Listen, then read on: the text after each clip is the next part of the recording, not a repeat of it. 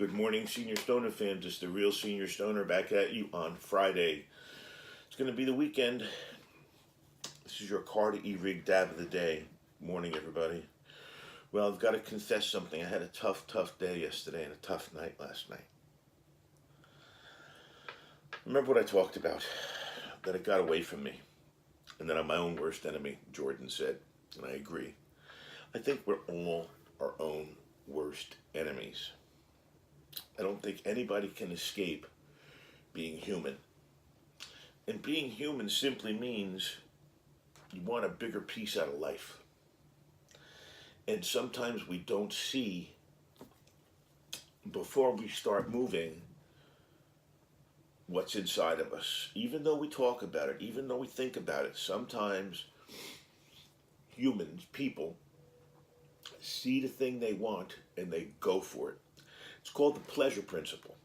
And unfortunately, I've lived by the pleasure principle for many years, probably 45 years if you can believe it. And I'll tell you a quick story about the pleasure principle.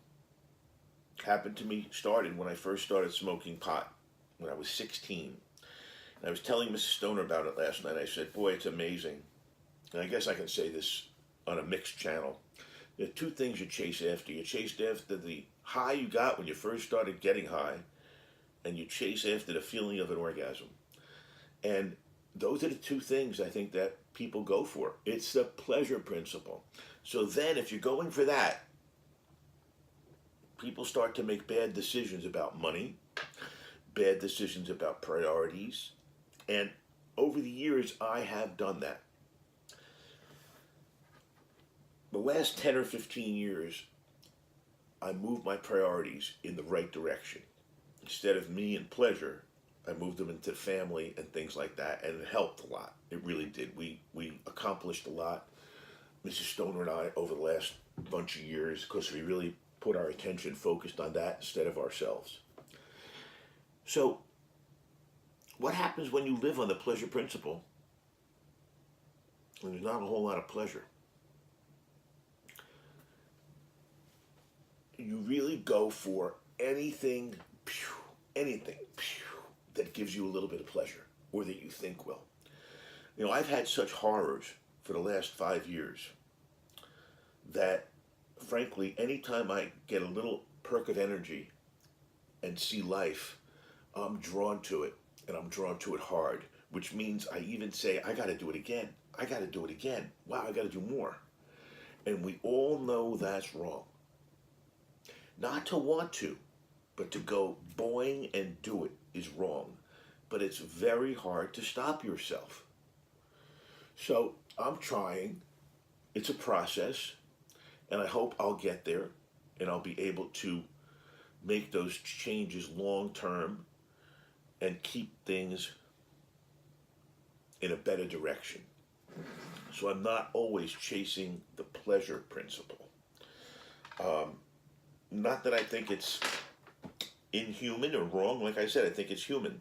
But I'm more mature now at my age, and I think I have to look at reality instead of the pleasure principle. Pleasure principle really involves trying to get the moment and keep the moment forever. And I don't think that's really possible. I think you have to kind of go with what you have right now and make the best of it. But the pleasure principle, unfortunately, is how I lived for many years. And I'm not going to use the word regret it, but I wouldn't do it now. I wouldn't start now living that way.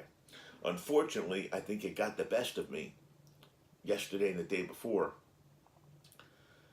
because I did much too much, and I'm paying the penalty now, and I'm going to pay it through the weekend. However, at least I did a few things.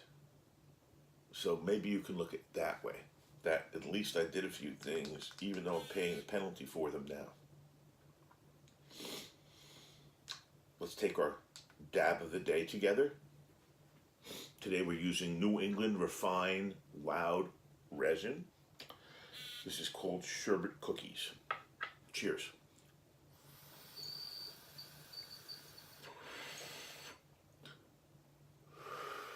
Really clouds up well and very tasty. I'll be getting more of that.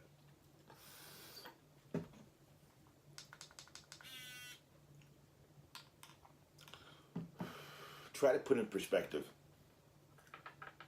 what I said and what I talked about. The pleasure principle. We all know what it means. I'm going to bet most of us go in that direction. But what happens emotionally in your body and your mind with the pleasure principle is you go like this.